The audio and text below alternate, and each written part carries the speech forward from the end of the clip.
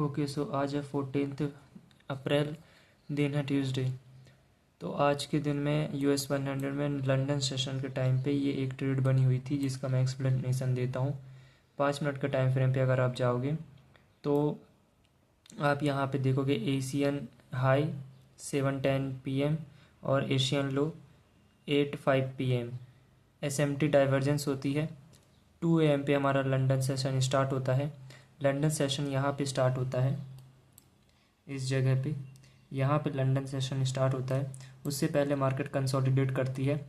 London session start होने से पहले हमारे पास में ये था कि अगर मार्केट में या तो इस हाई की तरफ जा सकती है या इस हाई की तरफ जा सकती है, फिर उसके दूसरा डायरेक्शन में मार्केट मूव कर सकती है। ठीक है, मतलब 2 AM के बाद में अगर ये हाई लेता है तो मार्केट यहाँ आने के ज़्यादा चांस है। अगर मार्केट इसको लेता है तो वहाँ जा सकता है। ठीक है, तो 2 AM के टाइम पे मार्केट यहाँ पे आती है। US 100 इस एशियन के हाई को लो को नहीं लेता। ठीक है, लेकिन अपना जो S&P है, S&P पे जाओगे तो S&P ने वही लो क्लियर कर चुका था। ठीक है, उसने हिट कर चुका था ये वाला लो। ये देखो यहाँ पे नैस्डैक नहीं कर पाया, SMT डाइवर्जेंस। ठीक है, SMT डाइवर्जेंस हुई।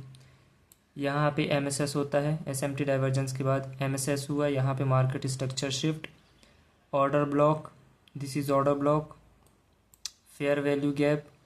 मार्केट इसी ऑर्डर ब्लॉक को टू द टिक मार्केट इसको रिस्पेक्ट करती है।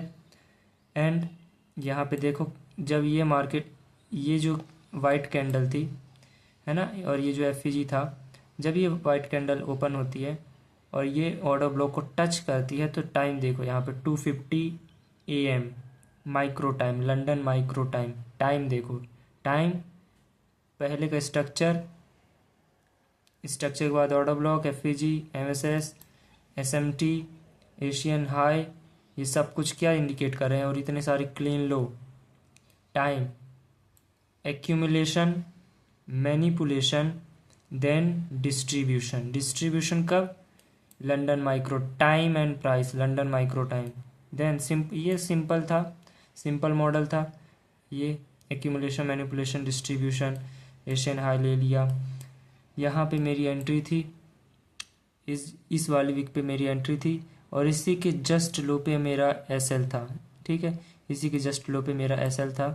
ठीक है, अगर राइट एंट्री लेते है ना, अगर राइट एंट्री यहाँ पे लेते हैं, ठीक है, क्योंकि मैं यहाँ पे एंटर हुआ, यहाँ पे एंटर हुआ, अगर यहाँ पे एंटर होते और यहाँ पे अगर SL रखते इस FEG के न सॉरी इस कैंडल के लो पे या फिर इसी के जस्ट ऊपर, तो इस ये अगर पूरा कैंडल यहाँ तक जाती और यहाँ तक पकड़ दे तो 1:5 तक रिस्क रिवॉर्ड था। लेकिन यहाँ पे तुम एंटर होते हो, यहाँ पे SL है, तो 1:2 का तुम्हारा टारगेट बनता है। तो इसलिए राइट एंट्री भी काफ़ी मायने रखती है। रॉन्ग एंट्री थी ये सब। और मैंने कितना लगाया था? $24। व्हाट द फक, $24 लगाया था। हाँ, क्यों? कन्विक्शन नहीं थी, ट्रस्ट नहीं था, कॉन्फिडेंस नहीं था, बस लगा दिए। चल गई तो चल गई, नहीं चली तो नहीं चली। वाओ, ये क्या बात हुई। पीछे का डायरेक्शन, ये सारी चीज़ें क्लियर होने के बाद में $24 है। Try and error, what the fuck. तो इस तरीके से सेटअप बना। अब अगर मैं यहाँ पे दिखाऊं, ये रहा देखो वही, इसको जूम करो, ये देखो यहाँ पे मैं एंटर होता हूँ, यहाँ पे एंटर होता हूँ।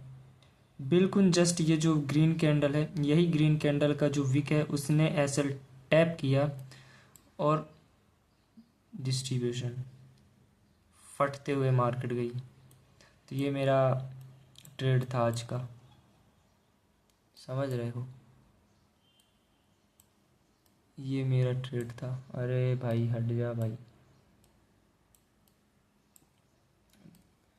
तो पता नहीं कैसे, तो इतना ही था आज के सेटअप पे। कुछ नहीं था आज के सेटअप पे कि ज़्यादा कॉम्प्लिकेट, सिंपल था, ट्रस्टेबल था। लेकिन मैंने ये जो $24 लगाया था ना, try and error, what the fuck, try and error. 50 लगाओ ना जितना लगाते हो, और जाने दो मार्केट को अगर ट्रस्ट है तो। चिंदीगिरी करना है।